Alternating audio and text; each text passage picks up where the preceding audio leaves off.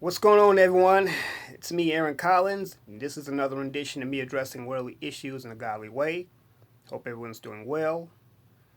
Without further ado, I'm going to get into the commentary. So, this past Thursday night, the state of Alabama executed another black inmate named Nathaniel Woods. I just found out about this not too long ago myself. Actually, it was yesterday. I learned of it. And when I read about the case, the first person that actually mentioned it, I heard speaking on it, was actually Information Man. And I've also heard that Willie D and a few other people have spoken on this particular incident and case as well. And then I also read up on the case myself. So the story goes, back in 2004, three Birmingham police officers were executing a warrant against one Nathaniel Woods, I believe for it was a domestic battery. So upon going to the apartment they were fired upon by another individual who I believe goes by the name of Kerry Spencer. Kerry Spencer fired on these officers, killing all three. Uh, what happened subsequently afterward was Woods was arrested. He was put on death row, had a stay of death row until 2020, where he was obviously executed. The the Now the interesting thing and the shocking part about this particular case was that Woods was actually innocent of murdering these officers, and there was even evidence that stated that he didn't. He was actually in the apartment with Spencer. It was supposed to be, I believe it was actually a drug house. They were in a drug apartment. It was obviously in a pretty very sketchy area of town. Anyway, when the officers were serving a warrant, they were murdered by Spencer, because Spencer said that he's the one who did it. He actually stated that Woods had nothing to do with it, that Woods didn't even know that there was a gun inside the place he was, and that actually Woods supposedly had surrendered to the police. So years later, in spite of all pleas, in spite of all appeals to review his case, they executed Mr. Woods. Now, here's where the shocker comes in, that the governor of Alabama, one Kay Ivey, was actually asked to review Mr. Woods' case and look at his case and look at the circumstances surrounding the case. She was even appealed to by Dr. King's son, Martin Luther III, to even look at his case, and also Supreme Court Justice Clarence Thomas, who was actually known to not be a friend of black people, despite him being black himself. He's known to be a political coon, so to speak. But he even requested a stay of execution and an appeal by Kay Ivey to look at Mr. Woods' case. So bottom line is, in spite of everything, all the pleas that were gone out for this man to be given a stay of execution, and it's not to say that he wasn't guilty of anything else. From what I understand, his history, he had a pretty violent history. I believe he was going to jail for domestic violence and as well as some other crimes too. Not saying that Woods was by any means innocent of anything. He may have well been guilty of some things, and he most likely probably deserved to go to jail for something. But murder was not one of them.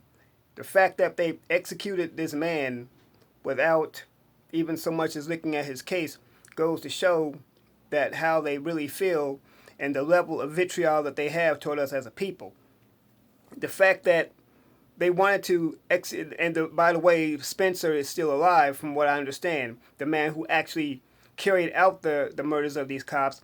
And once again, I'll say this again for those who didn't hear, Spencer actually admitted to, he said he admitted to he admitted to the law enforcement that Woods was not the one who killed the cops, that he in fact was, but yet they still chose to go on and execute Woods. So Basically, what has been deemed as illegal lynching, which I would certainly agree, is that they're putting themselves in a position to where they could take your life at any minute, which is one of the reasons why we say that as a people that we really have no friends, why we need to really come together and to really come against each other's case, back each other's cases up, and to really look at each other and help get legal counsel for one another. I mean, you got people like Kim Kardashian, who's been known to stand up and appeal for inmates. She's done this before with some inmates. She's been known to do this. She even came to the defense of Mr. Woods to get him off. So, but I asked this question: why are people like Kim Kardashian doing this? We need to be doing this. Kim Kardashian is by far is not from our community. She is not a member of our community, but yet she's the one who's stepping up and trying to get this man off. The thing is with us, as black men in particular, a lot of us are so busy and so enamored with trying to impress the mainstream culture and be a part of mainstream culture that many of them have forgotten about their own community. Some of them are so busy with going their own way and saving themselves, but yet the very ones you need to be saving yourselves from are the ones who are putting you in this, who are taking your life unjustly. So we call this the criminal injustice system because this man was unjustly murdered for something he didn't commit. And in spite of everything that was pointing toward him to possibly get a reprieve, they chose not to do it. So I say this again. When are we going to stand up as a people and realize that we need to come to each other? We need to look after one another. We need to stand together and embrace one another and strategize on what we can do legally to get us some representation from our community. Because so many of us are so, like I said, are so busy worried about what's going on at the next party, the next club, worried about trying to sleep with however many women we could sleep with, or however many men, that we've just lost track of the things that are important in our community. But we are literally dying out as a people.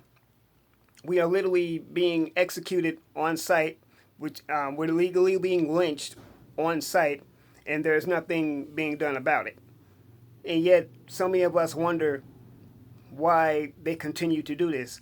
See, because it's actually it frustrates me.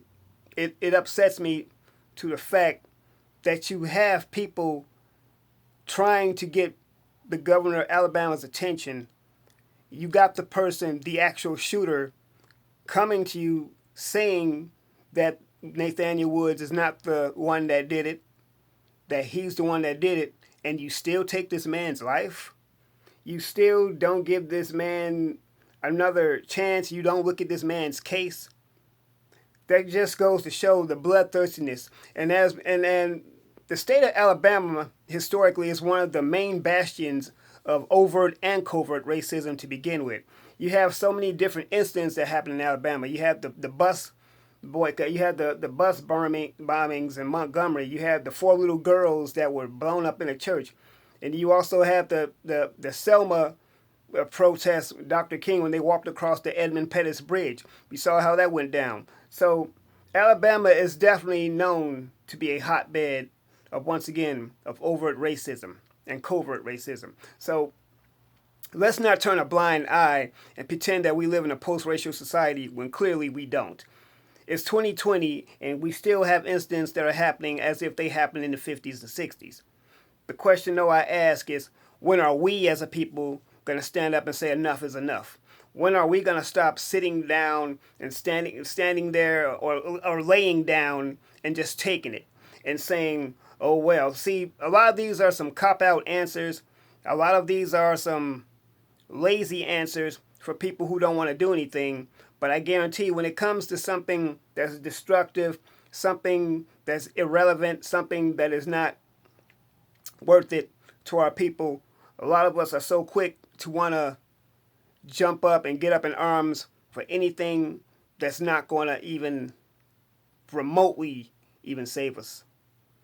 But If anything, if this is a time to be angry, this is a time to be angry.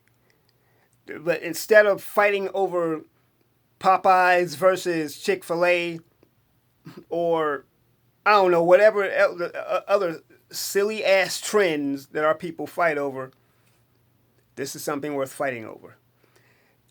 Anyway, everyone, I'm tongue tied. I can't even get out what I want to say right because this case is still weighing heavily on my mind. That this man was legally or illegally lynched in the year 2020, and nothing seems to be being done about it. But this is something we definitely need to keep on everyone's minds. This is a case, I don't even think this case even necessarily made national headlines. See, everyone is so concerned about coronavirus, which we probably should be, but you also still have incidents like this of racism that still take our young ones before their time. Racism still taking droves of our people before their time. But once again, everyone, get into the comments. Let me know what you think. Hit the bell icon. Be notified when I drop more videos. Follow the channel. Support the channel paypal.me/RealAaronCollins, as well as patreon.com/RealAaronCollins. The Cash App will be available soon. And just let me know what's going on. Like I said, everyone, we're like 3 months into 2020, and stuff like this is going on. So this is something we need to definitely continue to hammer into people's ears until they get the message that all we have is us. That we literally have no friends. And with the current administration that's going on right now, with it being election year, it makes me kind of wonder if this is all by design. Anyway, everyone, do what I said do. And all I can say, everyone, is just be alert, be vigilant, be watchful, open your eyes, realize what's going on.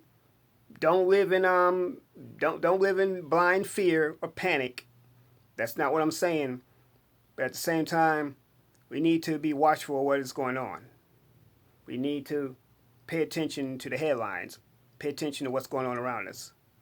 Keep our eyes out. And I'm quite sure I'm going to probably get some negative feedback as well in this. But you know what? I honestly don't really care at this point because people are out here dying. And I'm concerned about that. The black community is still more divided than ever, and it's a concern of mine and a focus. So once again, everyone, like, comment, follow the channel. Let me know what you think.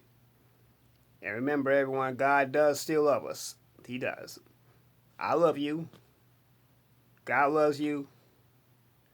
Let's do life.